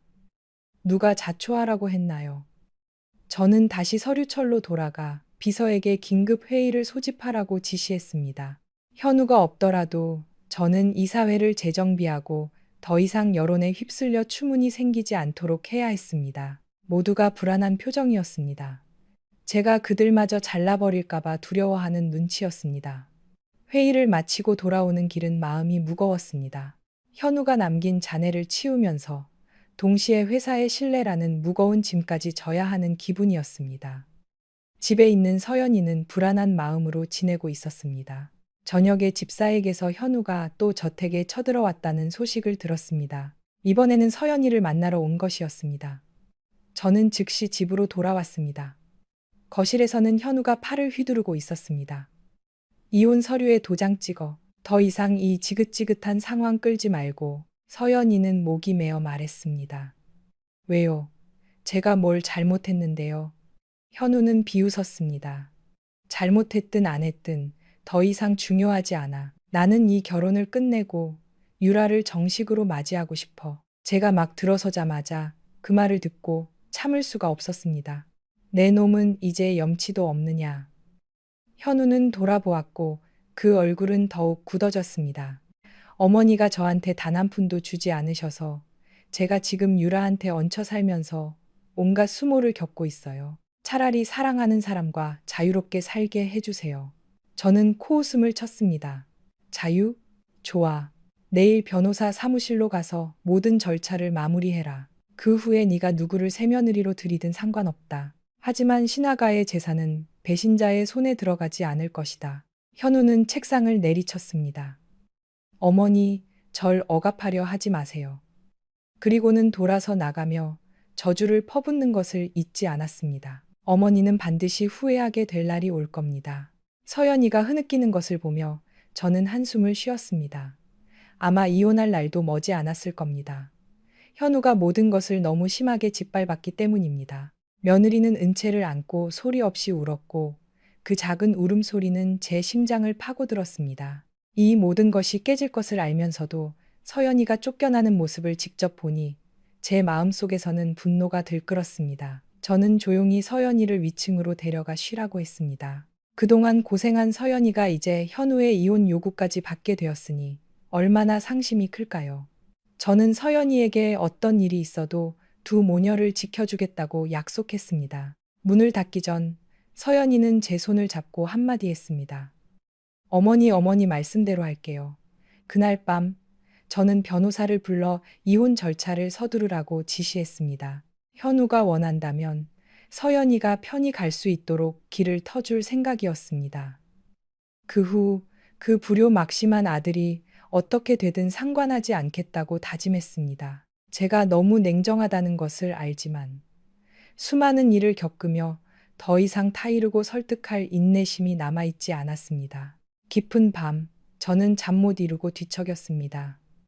어릴 적 제게 매달려 엄마, 아빠는 어디 갔어요? 왜 아빠는 날 보러 오지 않아요? 하고 울먹이던 현우의 모습이 떠올랐습니다. 그 시절 제 남편 역시 내연녀 때문에 아들을 버리고 온갖 미친 짓을 저질렀습니다. 이제 현우가 그 길을 똑같이 되풀이하고 있었습니다. 이것이 과연 업보일까요? 다음 날 아침. 급하게 아침 식사를 마치자마자 대문 앞에 기자들이 구름처럼 몰려들어 플래시를 터뜨리는 모습이 보였습니다. 그들은 소리쳤습니다. 김 회장님, 아드님이 곧 이혼하신다는 게 사실입니까? 현우 씨의 숨겨둔 아들이 정말 장손이 맞습니까? 서연 씨는 어떻게 지내시나요? 저는 입꼬리를 올리며 경호원들에게 그들을 해산시키라고 지시했습니다. 이번에는 피하지도 해명하지도 않을 겁니다. 진실은 곧 대중 앞에 드러날 테니까요. 저는 차를 몰아 회사로 향했고 모든 고위 관리자들을 소집했습니다. 공식 입장을 준비해야 했고 동시에 현우가 더 이상 신화그룹과 아무런 관련이 없다는 것을 그들에게 명확히 알려야 했습니다. 일을 마친 후 저는 비서에게 혼인신고 사무소에 연락해 서연이의 일정을 잡으라고 지시했습니다. 만약 현우가 계속 미적거린다면 그가 서명하도록 만들 방법은 얼마든지 있었습니다. 아침부터 밤까지 저는 정신없이 움직였습니다. 현우를 처벌하는 것은 단순히 직함을 박탈하는 것만이 아니었습니다. 그가 신화그룹에 존재했던 모든 흔적을 지워 빈털터리의 맛을 보게 하는 것이었습니다. 저는 유라가 돈만 밝히는 여자라고 확신했습니다. 현우에게 아무것도 남지 않았을 때 그녀의 본색이 드러날 것이라고 믿었습니다. 늦은 오후 서연이에게서 전화가 왔습니다. 떨리는 목소리였습니다. 어머니, 저 불안해요. 현우 씨랑 유라 씨가 고급 호텔로 옮겨서 기자회견을 연다고 해요. 우리 가족 이야기를 나쁘게 퍼뜨릴까봐 무서워요. 저는 대답했습니다. 걱정 말거라. 나는 모든 준비를 마쳤다. 그들이 일을 크게 벌이고 싶다면 나는 유라의 모든 추잡한 비밀을 폭로할 것이다. 서연이는 한숨을 쉬었습니다. 현우 씨가 망가지는 건 보고 싶지 않아요. 그래도 저는 말을 끊었습니다.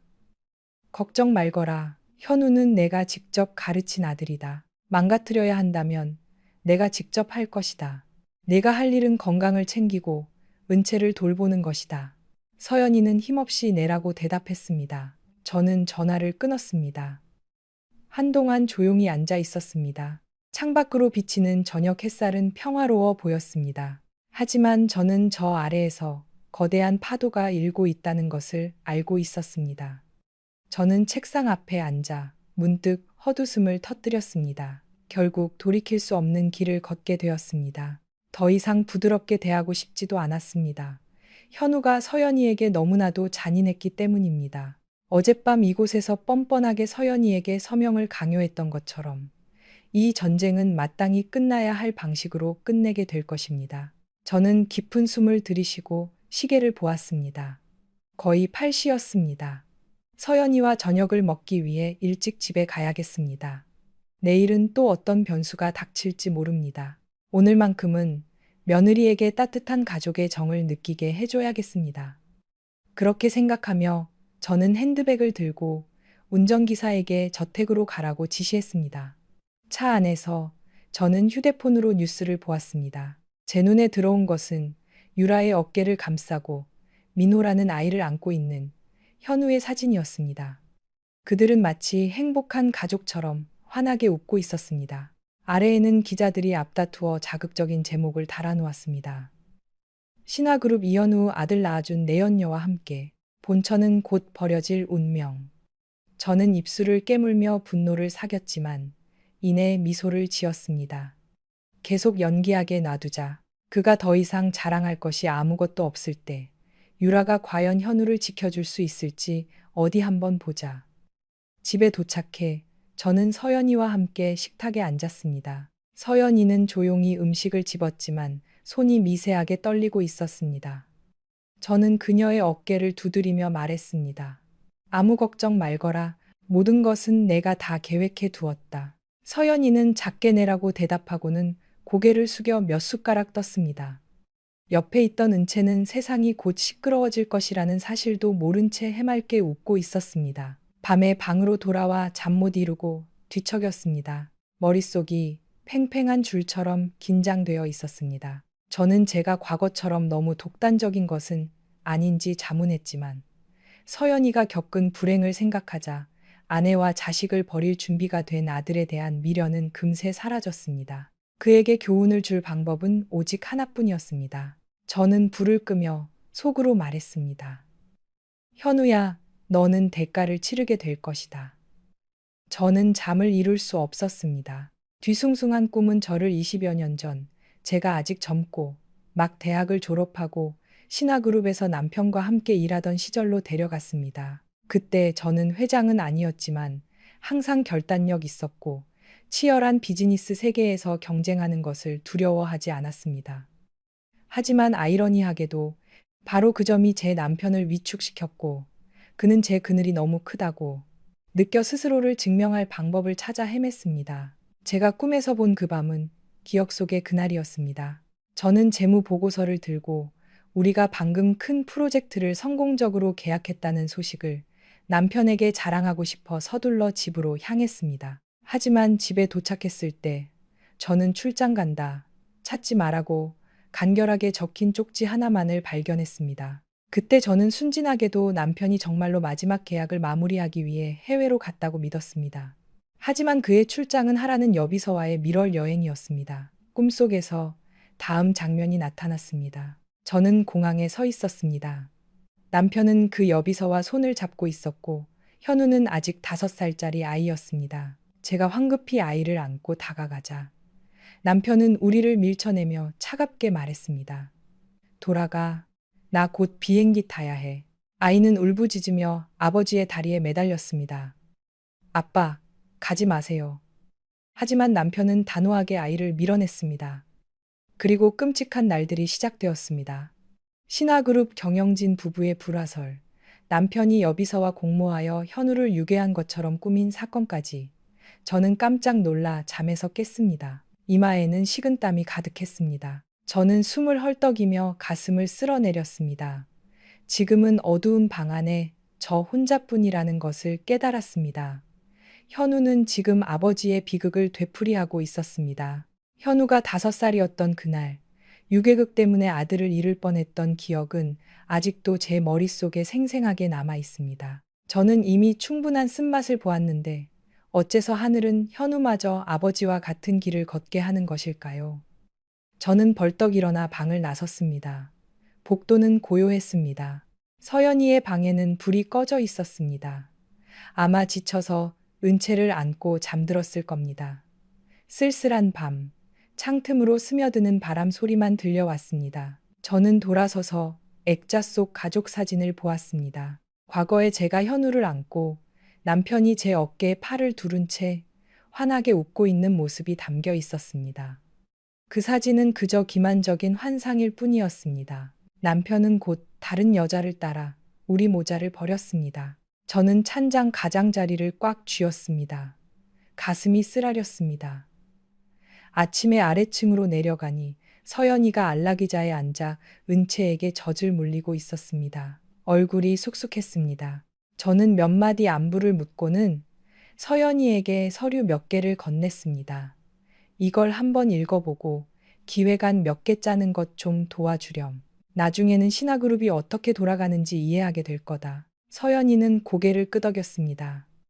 어머니, 제가 일을 배우길 원하시는 건가요? 저는 온화하게 웃었습니다. 그래, 억지로 시키는 건 아니지만 이게 너에게도 좋은 일이다. 슬픈 생각도 덜하게 되고 나중에 굳건히 설 기회도 될 테니. 서연이는 가볍게 한숨을 쉬었습니다. 네, 노력해 볼게요. 점심때쯤 며느리와 이야기를 나누고 있는데 변호사에게서 전화가 왔습니다. 현우가 나타나 자신의 명의로 된 남은 지분을 처리해달라고 요구했고 별도의 자금도 요청했다고 했습니다. 저는 웃음을 터뜨렸습니다. 그렇게 서두르는 건가? 변호사는 조심스럽게 말했습니다. 회장님께서 아직 승인 서명을 하지 않으셔서 일단 막아두었습니다만 이현우 씨가 이 문제를 법정으로 가져가겠다고 위협하고 있습니다. 저는 누구든 마음대로 하라고 했습니다. 제가 최대 주주이니 법원의 승인이 있어야만 끝날 일이라고 말입니다. 전화를 끊고 잠시 생각에 잠겼다가 서연이에게 돌아섰습니다. 네가 이혼에 동의한다면 이 저택을 포함한 재산은 여전히 내 명의로 남을 것이다. 걱정 말고 내가 다 알아서 처리하게 놔두렴. 서연이는 눈을 깜빡였습니다.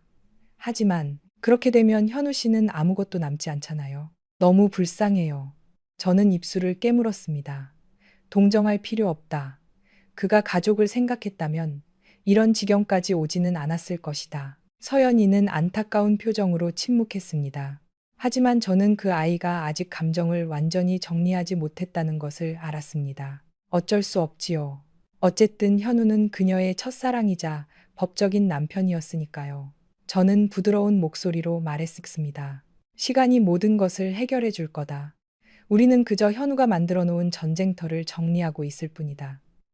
아마 이게 너를 위한 최선의 길일 거다. 저는 로비로 나갔고 민규 시동생이 다리를 꼬고 앉아 차를 마시고 있는 것을 보았습니다. 저를 보자마자 그는 찻잔을 내려놓고 웃었습니다. 형수님 아직도 옛날 일에 시달리고 계시는군요. 저는 눈을 가늘게 떴습니다. 무슨 소리냐? 민규는 고개를 저었습니다. 형님, 그러니까 제 남편의 죽음, 그 교통사고가 형수님께 깊은 상처로 남았다는 걸 압니다. 이제 현우도 그 전철을 밟고 있으니 형수님께서 더욱 분노하시는 거겠죠. 저는 고개를 돌렸습니다.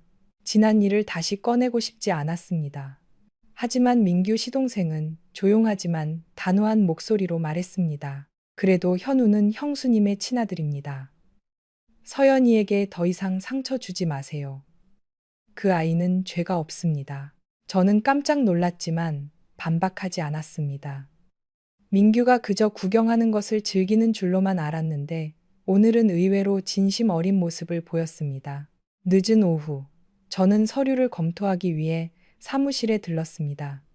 몇 가지 서류에 서명하고 있는데 비서가 황급히 달려와 보고했습니다. 회장님, 이현우 씨가 밖에서 난동을 부리고 있습니다. 반드시 회장님을 만나야 한다고 합니다. 저는 펜을 내려놓았습니다. 그냥 내버려둬. 비서는 긴장한 목소리로 말했습니다. 하지만 옛날 사무실 직원들을 다 쫓아내고 물건을 부수고 있습니다. 가슴이 철렁 내려앉았습니다. 현우가 미쳐 날뛰고 있다는 것을 알았습니다. 저는 일어나 재킷 단추를 다시 채우고 여유롭게 방을 나섰습니다. 복도를 따라 직원들이 겁에 질려 웅성거리고 있었습니다. 복도 끝에서 현우는 낡은 의자를 발로 차며 고함을 지르고 있었습니다. 저를 보자 그는 손가락질했습니다. 어머니, 왜 사람 시켜서 제 물건을 다 쓰레기통에 버리신 겁니까? 누가 감히 여러 사람 앞에서 제 추억을 짓밟으라고 했습니까? 저는 침착한 목소리를 유지했습니다. 네가 여기에 두고 간 물건들은 회사 소유다. 이제 너는 아무 직책도 없으니 이 방은 더 이상 내 것이 아니다. 현우는 피가 끓는 듯 소리쳤습니다. 어머니는 제 친어머니잖아요. 어떻게 절 막다른 길로 몰아넣으실 수 있어요? 저는 입꼬리를 올렸습니다. 내가 막다른 길에 다다른 건 내 자신 때문이다. 회사 돈으로 내 연녀와 숨겨둔 아들을 데리고 흥청망청 쓰는 게 옳은 일이더냐. 현우는 할 말을 잃었고 주위에 비웃는 시선에 둘러싸였습니다. 그는 얼굴이 창백해지며 이를 갈았습니다. 어머니는 반드시 후회하게 될 겁니다. 저는 어머니의 유일한 아들이에요. 나중에 늙어서 누가 돌봐줄 거라고 생각하지 마세요. 저는 차갑게 웃었습니다. 닥치거라. 네가 유라를 데리고 돌아와 서연이 앞에서 그 아이를 내세운 순간 너는 더 이상 내 아들이 아니었다. 현우는 얼굴이 붉어지며 주먹을 꽉 쥐었습니다. 그는 직원들의 망설이는 시선을 보고는 손을 풀고 턱을 치켜들었습니다. 좋아요. 계속 그렇게 강하게 나가보세요. 제가 보여드리죠. 유라도 돈이 있어요. 그녀는 어머니께 기댈 필요가 없다고요. 그는 그렇게 말하고는 비웃음과 수군거림 속에서 복도를 떠났습니다. 저는 마음속에 씁쓸함을 숨긴 채 청소 직원들에게 정리를 마치고 일찍 퇴근하라고만 했습니다. 모두가 지쳐 보였습니다. 현우가 도전하고 싶다면 저는 기꺼이 받아줄 준비가 되어 있었습니다. 그 전까지 그는 신화가의 상속이 자신의 손에 있다고 생각했지만 이제 법적인 조치를 통해 저는 대부분의 지분을 서연이와 은채의 이름으로 옮겼습니다. 현우는 이제 발 디딜 곳조차 없었습니다. 일을 마치고 집에 돌아오니 서연이가 거실에서 서류 뭉치를 안고 멍한 표정으로 앉아 있었습니다. 며느리는 작게 인사했습니다. 어머니, 방금 예산 균형 보고서 읽는 법을 배웠는데 너무 어렵네요. 저는 미소를 지으며 옆에 앉았습니다. 괜찮다. 시간이 필요한 법이다. 며칠 뒤에 내가 자세히 가르쳐 주마. 서연이는 고개를 끄덕이고는 문 쪽을 쳐다보았습니다. 현우 씨는 돌아올까요, 어머니? 저는 천천히 말했습니다. 회사에서 소란을 피우고는 사라졌다. 아마 유라를 찾아갔겠지. 이제 그를 잊어버리도록 하거라. 서연이는 눈을 내리깔고 손가락으로 서류를 만지작거렸습니다.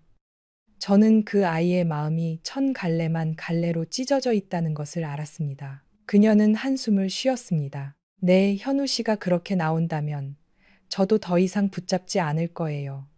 저는 서연이의 어깨를 두드리며 말했습니다.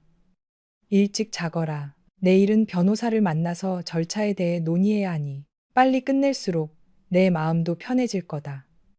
깊은 밤, 저는 또 잠을 설쳤습니다. 문득 내일 서연이가 정말 서류에 도장을 찍으면 이 결혼은 끝이라는 생각이 들었습니다.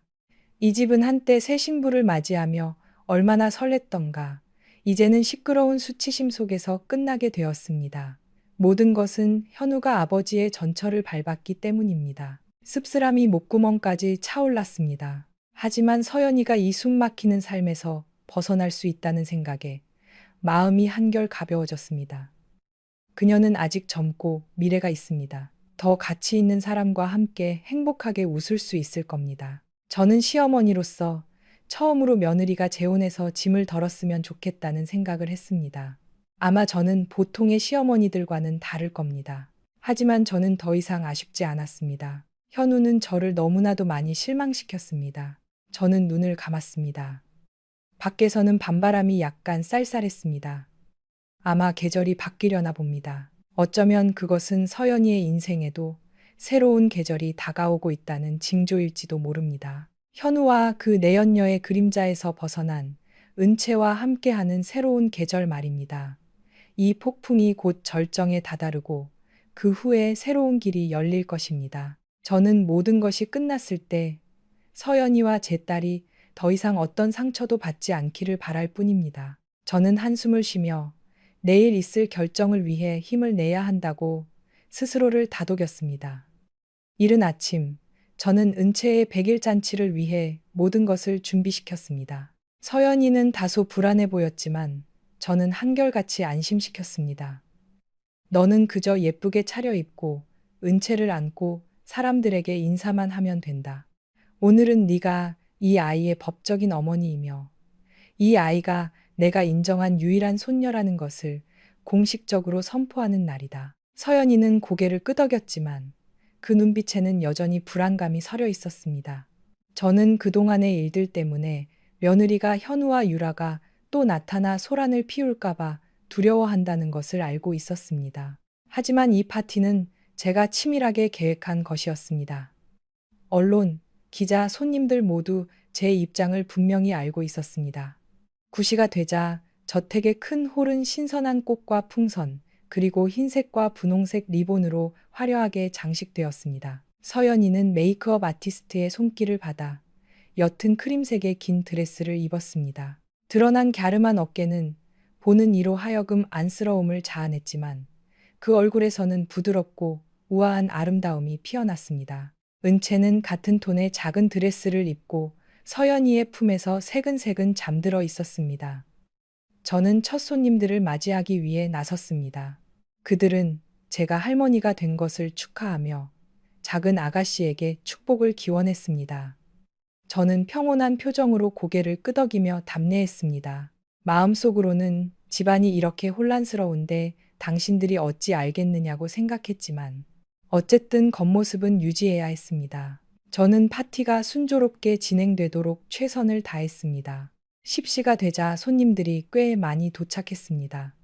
신화그룹의 오랜 파트너들, 서연이의 친구 몇몇, 그리고 잠재적인 투자자들이 포함되어 있었습니다. 모두들 현우가 나타날지 궁금해하는 눈치였습니다. 그동안 인터넷을 뜨겁게 달군 스캔들 때문이었습니다.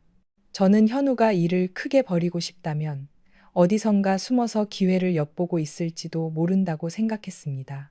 서연이는 얼굴이 약간 창백해져 멍하니 주위를 둘러보았습니다. 저는 며느리의 손을 잡고 작게 말했습니다.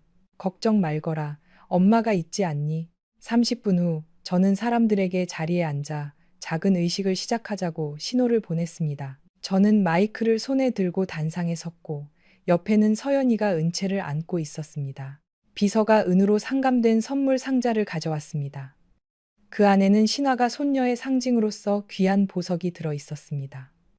저는 힘찬 목소리로 말했습니다. 제 손녀 이은채의 100일 잔치에 와주신 모든 분께 감사드립니다. 오늘부터 이 아이는 우리 신화가의 공식적인 가족이자 인정받는 후계자입니다. 군중 속에서 박수가 터져 나왔고 카메라 플래시는 쉴 새 없이 터졌습니다. 서연이는 부끄러운 듯 딸을 안고 고개를 숙여 인사했습니다. 저는 서연이가 아름답다는 칭찬과 현우가 보이지 않는다는 호기심 어린 수군거림을 들었습니다. 저는 씁쓸한 미소를 억누르고 있었습니다. 막 다음 말을 이어가려던 순간 문 밖에서 갑자기 소란스러운 소리가 들려왔습니다. 큰 문이 활짝 열리고 현우가 검은색 정장을 입고 들어섰습니다. 유라는 그의 팔짱을 낀 채 강렬한 붉은 드레스를 입고 있었습니다. 그들은 마치 카메라의 시선을 끌기 위해 일부러 가장 눈에 띄게 차려입은 것 같았습니다. 뒤이어 민호라는 아이가 현우와 똑같은 옷을 입고 따라 들어왔습니다. 주위에서는 한 무리의 기자들이 차례로 몰려들어 혼란스러운 장면을 연출했습니다. 저는 끓어오르는 분노를 억누르고 낮은 목소리로 물었습니다. 누가 너를 이곳에 들어오라고 허락했느냐? 현우는 아랑곳하지 않았습니다. 유라의 손을 잡고 곧장 단상으로 걸어왔습니다. 그는 서연이를 쏘아보고는 저를 보며 비웃었습니다. 어머니, 오늘 조카딸 축하해주러 왔습니다. 이 아이 참 시기적절하게 태어났네요. 그런데 제 아들은 왜 초대하지 않으셨죠? 웅성거리는 소리가 커졌고 유라도 끼어들어 애교 섞인 목소리로 말했습니다. 김 회장님, 우리 민호도 핏줄인데 게다가 현우 씨의 친아들인데 환영해주지 않으실 건가요? 저는 차가운 미소를 지었습니다. 경호원을 부르기 전에 두 사람 다 여기서 사라져 주시오. 현우는 서연이에게 돌아서서 당당한 태도를 보였습니다. 서연 씨, 당신도 알아야 할 텐데 당신이 딸을 낳았더라도 신화가에는 남자 후계자 한 명만 필요하다고. 당신은 여기서 뭐 하는 거지? 빨리 이혼 서류에 도장이나 찍어. 서연이는 평정을 유지하려 애썼습니다. 눈물이 그렁그렁했지만 떨어지지는 않았습니다. 그 아이는 저를 쳐다보며 제가 나서주기를 바라는 눈치였습니다. 저는 마이크를 내려놓고 유라를 한번 훑어본 뒤 차가운 시선을 현우에게 고정했습니다. 네가 감히 내 손녀 100일 잔치에서 난동을 부리다니. 좋아, 어디 한번 네가 얼마나 잘하는지 보자. 현우는 코웃음을 쳤습니다. 연기하는 거 아닙니다. 저는 민호를 위해 권리를 찾으러 온 겁니다. 김 회장님도 아시겠지만 우리 가문의 법도에 따르면 아들이 장자가 됩니다. 저는 웃음을 터뜨렸습니다.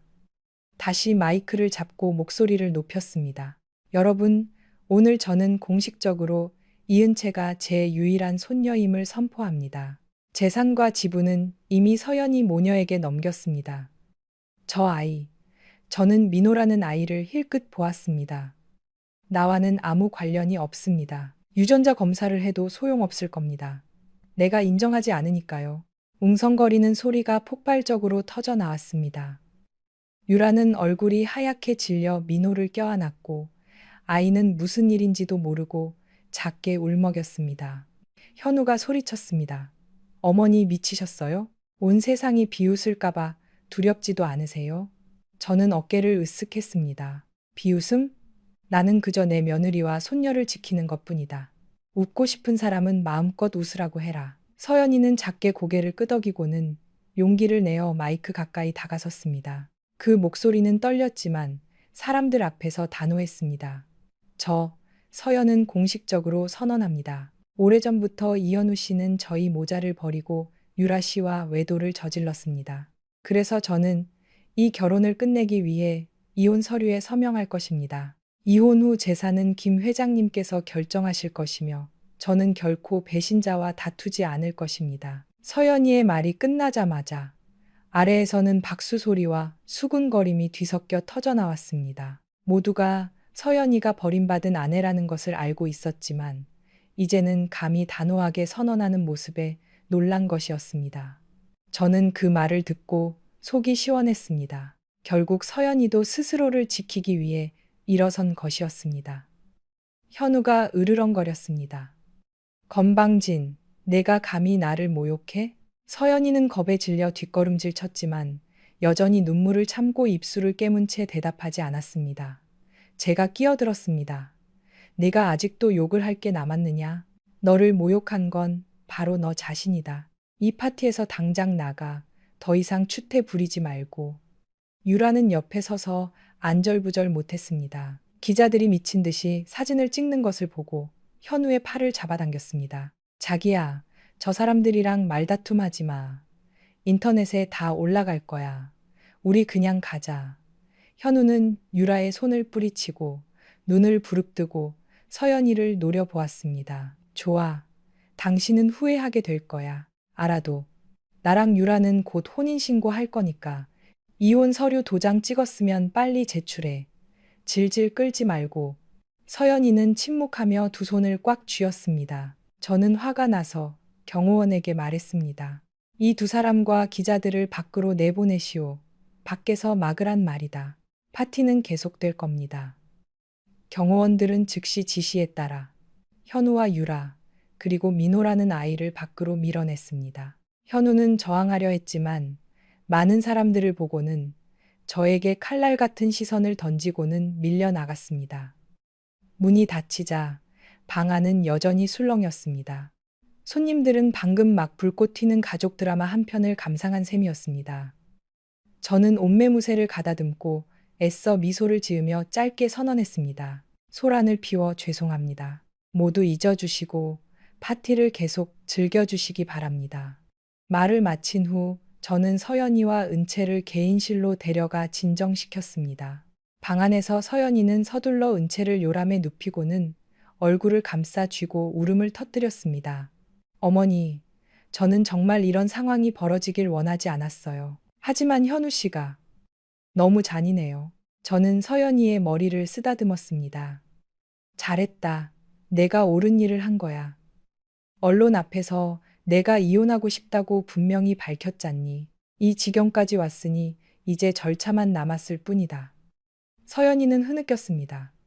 네, 인연이 다한 거겠죠.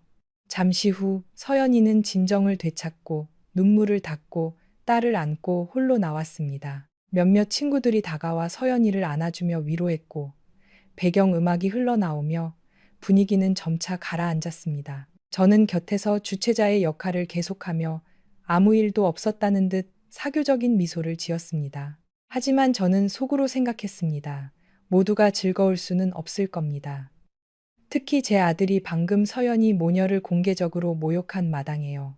민규 시동생은 방 한 구석에 서서 제게 윙크했습니다. 형수님 멋진 한 수였어요. 이젠 현우 녀석 아무것도 건지지 못하겠네요.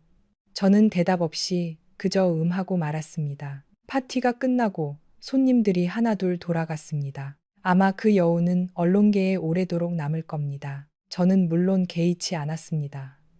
서연이가 남편의 배신에서 벗어날 수만 있다면 모든 것이 드러나는 것을 감수할 준비가 되어 있었습니다. 파티가 거의 끝날 무렵 서연이는 조용한 눈빛으로 저를 보았습니다. 어머니, 아마 내일 아침에 변호사 사무실에 들러야 할 것 같아요. 이혼 문제는 더 이상 끌고 싶지 않아요.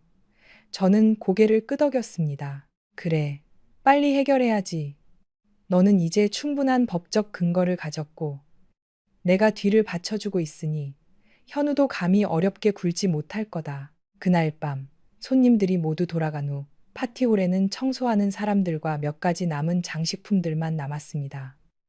저는 소파에 앉아 조용히 관자놀이를 문질렀습니다. 백일 잔치는 기쁨으로 가득해야 했는데 결국 제 아들과 며느리 사이에 불꽃 튀는 대결장이 되고 말았습니다.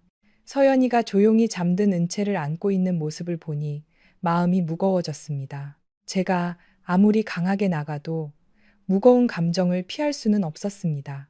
하지만 모든 일은 이미 벌어졌습니다. 다음 단계는 이혼 서류를 마무리하는 것이었습니다. 저는 비서에게 조용히 절차를 서두르라고 지시했습니다. 시간을 끄는 것은 서연이를 더 고통스럽게 할 뿐이었습니다. 현우가 유라와 결혼하고 싶다고? 얼마든지.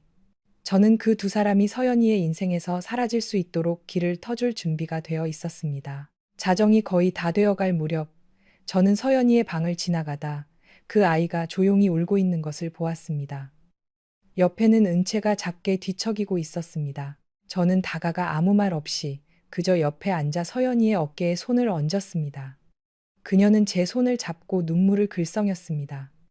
어머니, 저 결단력 있게 행동해야 한다고 다짐했지만 아직도 마음이 아파요.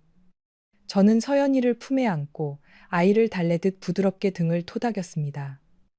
모든 상처는 아물려면 시간이 필요한 법이다. 엄마가 여기 있잖니, 서연아. 다음 날 아침, 잡지와 연예 채널은 일제히 보도했습니다. 시끄러웠던 백일 잔치, 신화그룹 이현우 이사가 내연녀와 숨겨둔 아들을 데리고 난동을 부리다. 현우와 유라, 민호가 군중 속에서 험악한 표정을 짓고 있는 사진이 일면을 장식했습니다. 반나절도 안 되어 네티즌들은 현우를 비난하고 서연이의 용기를 칭찬하며 들끓었습니다. 많은 사람들이 서연이를 불행한 아내라고 부르며 동정했습니다. 저는 뉴스를 보고 있는데 현우에게서 전화가 왔습니다. 수화기 너머로 그의 목소리는 분노로 가득 차 있었습니다. 어머니, 절 막다른 길로 몰아넣으셨군요. 온 인터넷이 저를 욕하고 제가 바람피워 아내를 버렸다고 말해요. 기분 좋으세요? 저는 아무렇지 않게 말했습니다. 네가 자초한 일이다. 어차피 더 이상 잃을 것도 없으니 불평하지 마라. 현우는 씩씩거리며 숨을 몰아쉬었습니다. 어머니, 두고 보세요. 저는 더 이상 물러설 곳이 없으니 이제 거리낄 것도 없어요. 저는 더 이상 말다툼하고 싶지 않아 전화를 끊었습니다. 점심때쯤 서연이는 은채를 데리고 변호사와 함께 집을 나서 이혼 서류를 마무리했습니다. 그 아이는 현우가 더 이상 붙잡거나 함정을 팔 기회를 주지 않으려 단호하게 행동했습니다. 저는 현우나 유라가 무슨 짓을 할지 몰라 서연이를 호위할 사람을 붙였습니다. 서연이가 아이를 안고 눈물을 참으며 이를 악무는 모습을 보니 마음이 또 아파왔습니다. 그래도 그 아이는 용감하게 앞으로 나아갔습니다. 오후에 서연이는 지친 기색으로 돌아왔습니다. 그녀는 의자에 앉아 말했습니다. 현우 씨는 나타나지 않았어요. 아마 어머니가 뒤에 계시니 감히 소란을 피우지 못한 거겠죠. 저는 고개를 끄덕였습니다. 그게 더 낫지. 이제 법원의 결정을 기다리기만 하면 된다. 물 한 잔 마시고 푹 쉬렴. 서연이는 한숨을 쉬며 순순히 따랐습니다. 며느리의 뒷모습을 보며 저는 작게 한숨을 내쉬었습니다. 처음으로 저는 조금 마음이 놓였습니다. 며느리가 그 끔찍한 악연의 고리를 끊을 기회를 가졌기 때문입니다. 어머니의 품에 안긴 은채를 보니 저는 그들을 끝까지 지켜야겠다는 결심이 더욱 굳어졌습니다. 현우가 소리치고 유라가 악을 써도 그들은 이 판을 뒤집을 수 없습니다. 내일은 아마 서연이가 양육권 확인을 위해 몇 번 더 법원에 가야 할지도 모릅니다. 하지만 제가 버팀목이 되어주니 그 아이는 완전히 승리할 것이라고 확신합니다. 현우는 지금 유라에게 매달리고 있고 유라는 재산을 탐하고 있습니다. 머지않아 그 커플은 갈등을 드러낼 것입니다. 돈이 떨어지면 저는 조용히 그들의 결말을 기다릴 겁니다. 밤이 깊어지자 수많은 손님들 앞에서 서연이가 당당하게 이혼을 선언하던 순간을 떠올리며 마음이 가벼워졌습니다. 적어도 그 아이는 더 이상 자신을 약한 위치에 몰아넣지 않았습니다. 오늘 이후로 서연이는 새로운 장을 열게 될 것입니다. 비록 씁쓸하지만 한 번에 끊어내는 것이 억울한 삶을 사는 것보다 낫습니다. 저는 불을 껐습니다. 어둠 속에서 한숨 소리가 울려 퍼졌습니다. 또 하나의 고비가 지났습니다. 신화가는 이제 시끄러운 전쟁터 같지만 내부적으로는 정리가 되었습니다. 서연이와 은채는 제 편에, 현우와 유라는 저 편에 있습니다. 그들이 미쳐 날뛰는 것은 마음대로 하라고 하죠. 그들이 선을 넘는다면 저는 주저없이 반격할 것입니다. 그리고 저는 여전히 확신합니다. 이 폭풍은 곧 가장 힘든 고비에 접어들 것입니다. 현우는 분명 포기하지 않았을 겁니다. 유라도 마찬가지입니다. 하지만 백일잔치 이후로 모두가 그들의 뻔뻔함을 목격했습니다. 세상은 비록 가십을 좋아하지만 누가 옳고 그른지를 판단할 만큼의 분별력은 있습니다. 저는 눈을 감았습니다. 문득 남편 생각이 떠올랐습니다. 그가 살아있었다면 아마 현우가 이 지경까지 되지는 않았을 겁니다. 어쨌든 제 아들은 아버지의 충동적이고 체면을 중시하는 성격을 일부 물려받았고, 이제 쓴맛을 보는 것은 인과응보일지도 모릅니다. 저는 그저 현우가 대가를 치른 후에 외도와 아내, 자식을 짓밟는 것이 얼마나 끔찍한 결과를 초래하는지 깨닫기를 바랄 뿐입니다.